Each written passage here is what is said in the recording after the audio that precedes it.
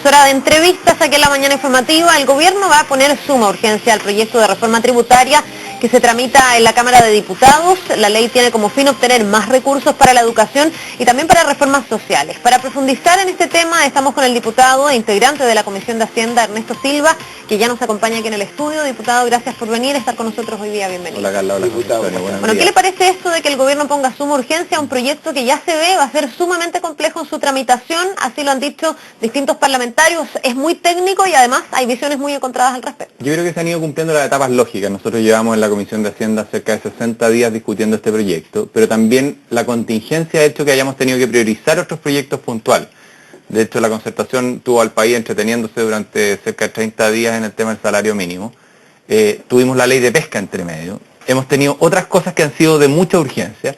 Entonces llega ahora el momento de que podamos sacar adelante el tema de la reforma tributaria y por eso tiene sentido que el gobierno le ponga suma urgencia. Es bueno poder explicar de que la ley de presupuesto que entra al Congreso el 30 de septiembre tiene que tener claro si hubo o no reforma tributaria, porque ese es un antecedente para saber de qué presupuesto se dispone. Entonces, hoy día que estamos ya terminando el mes de julio, es necesario poner acelerador y yo te diría que mi principal preocupación, más que la velocidad con que vamos a tramitar esto, es que veo que hay un ambiente muy difícil para generar acuerdos. Y yo creo que eso es lo que más complica, porque una reforma tributaria que dure en el tiempo, que dé estabilidad, requiere un nivel de acuerdo amplio y nos ha costado mucho ponernos de acuerdo con la oposición en muchos temas. Y con miembros de su propio sector. Nosotros hemos tenido aquí la última semana al senador Larraín y al senador Noboa con dos visiones completamente distintas respecto de lo que en materia de tributos el país necesita.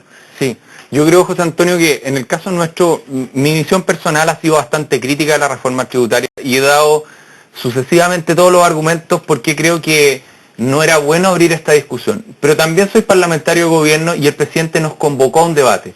Y hoy día la responsabilidad que tenemos como diputados y senadores es que lo que está en el Congreso salga un proyecto positivo para el país.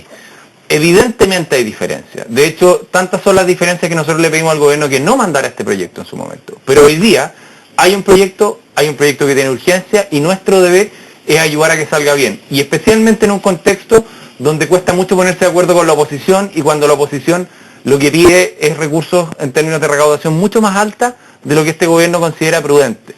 Tú has planteado una cosa concreta y hay que enfrentarla. Ha habido un planteamiento del senador Hernán Larraín que ha sido diferente de lo que ha estado trabajando la mayor parte de la Comisión Económica de la lleva la recaudación a más del doble de lo que está proponiendo el gobierno.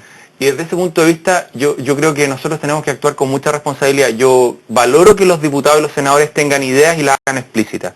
Pero creo que en este caso, lo que el gobierno ha hecho, aunque no me gusta en la mayoría de sus aspectos, plantea una recaudación tributaria moderada. Plantea una recaudación de 700 a 1.000 millones de dólares. ¿La propuesta de Larraín es poco responsable? No, yo creo que no va en esa línea. Yo lo que creo es que el gobierno tiene que tomar decisiones muy difíciles.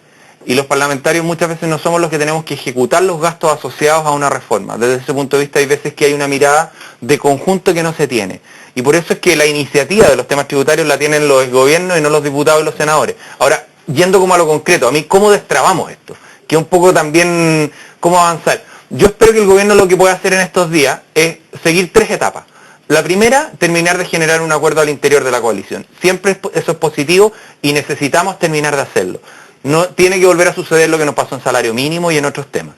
En segundo lugar, poner un foco prioritario. Y en lo que todos estamos de acuerdo es que hay que destinar recursos a la educación y que hay fórmulas dentro de esta reforma tributaria que permiten recaudar los 700 a 1.000 millones de dólares al año, pero sin afectar a las pymes y tratando de fomentar también alivios a las personas. Diputado, ya que toca el tema de las pymes, ¿a usted no le hace sentido la propuesta del senador Larraín en el sentido de que aquí las empresas paguen según lo que pueden y según lo que éticamente correspondería también pagar? Porque una pyme va a pagar lo mismo que una gran empresa que factura mucho más. ¿No le hace sentido? En Chile el sistema tributario es integrado, Carla, y lo que sucede es que las empresas pagan una tasa y la progresividad está en las personas, porque nosotros lo que queremos es que las empresas pasen de ser chicas a grandes, no queremos que se perpetúen siempre chicas. Lo que ha pasado en otros países con las experiencias de tener tasas diferentes para pequeñas, medianas y grandes, es que las empresas se quieren quedar chicas para pagar menos impuestos o se fracciona se divide. Hay incentivos para empequeñecer la empresa. Sí, y ¿sabes lo que pasa además, Carla? Lo que pasa, hoy día estamos teniendo todavía hace años la discusión del multi-root. Cuando tú creas ideas como esa, que tienen una buena intención, terminan con una mala aplicación. ¿Qué Bueno, es lo que sí hay? Pues. ¿Qué es lo que sí hay? Es que hay fórmulas mejores. Y ya existen en Chile y las queremos perfeccionar. Eso es lo que hemos planteado. Y te voy a poner un ejemplo. En Chile existen 3 artículos en la ley de la renta, el 14 bis, 14 ter y 14 cuater, que lo que hacen es que le dicen a la pyme, hasta ciertos montos, usted no paga impuestos por ciertas ventas. Usted si reinvierte no paga impuestos. Eso es mejor para cuidar a la pyme y permitir que las empresas puedan desarrollarse. Entonces, yo creo que el espíritu de la propuesta que se planteó, en este caso el senador Larraín, está bien orientada, pero no con el mejor instrumento. Hay otros que tenemos hoy día y que los queremos perfeccionar, y de hecho se lo estamos pidiendo al gobierno. Nosotros le pedimos que aumentaran los límites del 14 cuater, que se llama, que esto lo que permite es que las ventas hasta cierto nivel y las utilidades hasta cierto nivel no paguen impuestos. Nosotros queremos aumentar eso. Y esa es una manera de recoger la inquietud que tú planteas sin distorsionar y tratando de promover más el crecimiento. Eso pensando en las pymes, pero ahora pensando en las grandes empresas. Muchos se preguntan si no se queda corto un impuesto del 20% cuando hay muchas de estas mismas empresas que afuera pagan impuestos muchísimo más altos. ¿Por qué no pagar un poco más en Chile y hacerse también cargo de a lo mejor una responsabilidad social? Porque ese dinero que recauda el fisco se puede llevar a la educación, a distintas reformas sociales, etcétera. Siempre es impopular defender que se paguen menos impuestos por parte de las empresas, pero yo creo que el emprendimiento ha sido muy importante para Chile. También para que los auditores lo sepan, este aumento de impuesto de primera categoría es para todos los emprendimientos, no para solamente, si usted tiene un departamento y lo arrienda, por la renta que genera también le van a subir los impuestos, por todo. La tasa de impuestos en Chile, comparado con países que tenían niveles de desarrollo similares al nuestro, de cerca de 15 o 16 mil dólares per cápita, eran tasas de impuestos similares. Entonces, yo lo primero que diría, Carla, es no es efectivo que la tasa de impuestos en Chile sea mucho más baja que en otros países. Pero pagan acá menos que en Colombia, que en Perú, en esos países se pagan impuestos más altos. Lo que pasa es que los impuestos tienen 2 componentes importantes, Carla. El primero es la tasa, y hay veces que todos nos centramos en la tasa, si es 17, 20, 22, tanto. Y lo otro es la base, ¿a quiénes le aplicas impuestos? Lo relevante es la combinación de los dos. Entonces muchas veces alguien mira la tasa de Colombia, que puede ser más alta, o la de Perú, pero no miras también la base. Entonces lo que se llama la carga tributaria neta, Chile tiene una carga adecuada para su nivel de desarrollo. Y en parte el desarrollo ha estado porque ha habido espacios para emprender. Yo creo que, es más, mira, yo lo veo de la siguiente manera. La Concertación va a votar a favor del alza de impuestos del 17 al 20% porque considera que es un avance. Yo creo que de hecho yo creo que no debiéramos avanzar en esa dirección, pero la Concertación lo considera un avance. Pero han dicho que se queda corto, de todas maneras. Está bien, y han dicho que se queda corto el salario mínimo, y han dicho que se queda... Yo no he visto nada, o sea, no sé si alguno de ustedes me podrá decir algo, ni siquiera por reducir la pobreza, donde la Concertación ha hecho que le ha parecido bien. O sea, de hecho, ayer en un diario consignaba que querían acusar constitucionalmente al ministro Lavín por el tema de la pobreza. O sea, no he visto ni un elemento. Diputado, respecto a los temas que usted menciona, incluso han habido críticas de su propio sector. O sea, el tema del salario mínimo, el tema que se quedaron corto empezó en la Renovación Nacional, y ahora con el tema de los tributos, le repito, el ejemplo del senador Larraín, que señala que la recaudación fiscal debería ir al doble de lo que está planteando el gobierno. Entonces, esa versión de que el gobierno se queda corto sale primero desde la alianza. Los votos estuvieron todos, los de la alianza, para sacar adelante, José Antonio, el salario mínimo. Todos. Y yo creo que aquí una cosa es pretender que los parlamentarios y los líderes sean mudos y no puedan tener opinión ni ir construyendo un diálogo, y otra diferente es lo que sucede con el comportamiento. En los casos que tú mencionas, lo que ha sucedido es que hay personas que han hecho planteamientos divergentes, y en algunos casos eso ha sido un problema y en otros ha sido un beneficio. Lo mencionaste en salario mínimo, en temas tributarios, pero al final como coalición hemos sacado ordenadamente adelante los temas. Pero antes de aquí le entregan herramientas a la Concertación para poder articular argumentos en contra de los proyectos del gobierno. Eso es lo que a mí me parece. Sí, yo creo que ahí yo recojo el punto, y creo que la tarea que tenemos como coalición, y creo que especialmente también con el gobierno, es que podamos seguir cada vez más trabajando los proyectos antes con la coalición. Nosotros no estaríamos en esta situación con la reforma tributaria si es que hubiéramos tenido un debate más amplio al inicio sobre la conveniencia o no de plantearla. Quizás se hubiera aliviado el tema con Renovación Nacional si es que la discusión del monto del salario mínimo, que a todas luces era una propuesta seria y responsable, se hubiera explicitado antes con los partidos.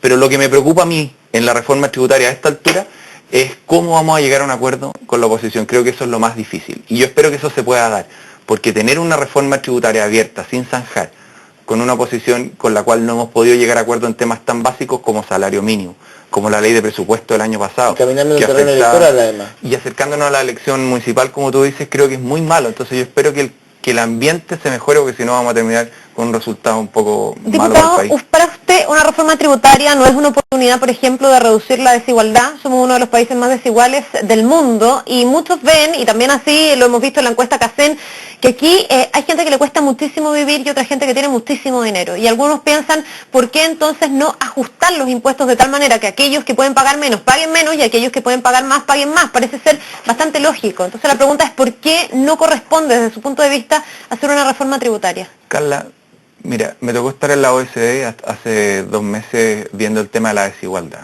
Los países europeos que tienen una desigualdad menor que en Chile la han ido empeorando en los últimos años. Eso es una sorpresa para mí en lo que puede ver. En el caso de Chile, aunque a pasos muy lentos, la desigualdad ha ido disminuyendo. Entiendo que eso es lo que se va a reportar hoy día o mañana, complementando las cifras. Y a tu pregunta de fondo, las reformas tributarias no son el instrumento más adecuado para corregir la desigualdad. Y en eso podemos tener un debate muy largo, muy profundo. Yo tengo esa convicción. Ni siquiera si esas plata para la educación.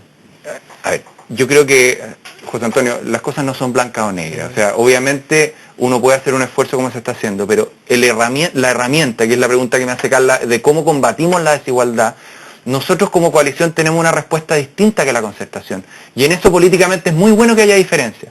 Yo estoy convencido que la diferencia para combatir la desigualdad, y eso es lo que respaldan las cifras, tiene que ver con la calidad de la educación y con que las personas de las familias de ingresos más bajos puedan acceder a trabajo. Ya, pero esto es como el huevo o la gallina, porque en el fondo estamos diciendo, es así, Carla, la educación, pero necesitamos es plata para la educación. Pero no, es que hay dos problemas muy concretos. En Chile, el quintil más pobre aumentó en 17% su trabajo en el último periodo. Eso es combatir desigualdad.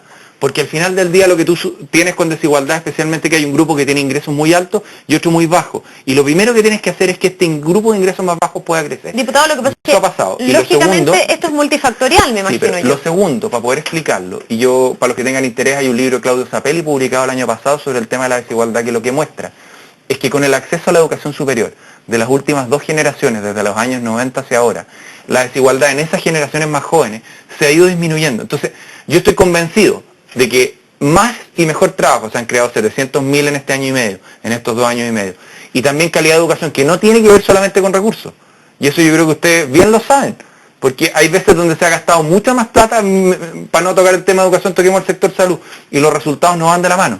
Mejorar calidad de educación, con cobertura y acceso, que se está dando, y en este gobierno se está haciendo, y por eso se está financiando en parte en la reforma tributaria, y más trabajo, son los 2 motores que de verdad producen cambios de desigualdad y no los impuestos.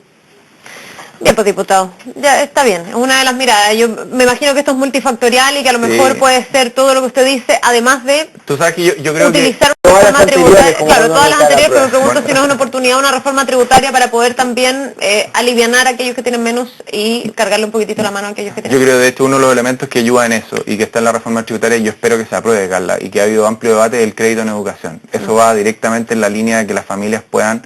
El descuento por el ítem de educación. Sí, eso yo creo que es una de las medidas que también me ayuda a que las familias puedan destinar una combinación muy sana, que es bajar lo que pagan de impuestos a las familias que están pagando impuestos y al mismo tiempo que se valore que los recursos que destinan a educación tienen un tratamiento distinto, no como si compraran una televisión.